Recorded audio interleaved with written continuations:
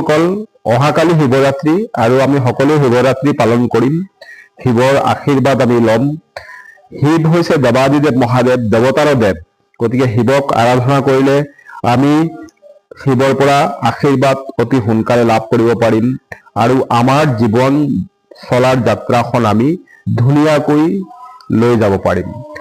সেয়ে শিৱক সন্তুষ্ট কৰিবলৈ হলে তিনিটা বিশেষ মন্ত্ৰ আছে বা তিনিটা জপ আছে, শিৱ জপ আছে।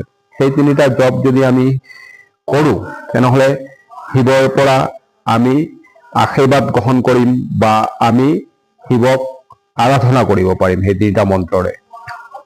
প্ৰথম হৈছে ওম নম শিৱায় নম। এইটো 108 বাৰ আমি সকলোৱে জপ কৰিব পাৰিলে ভাল।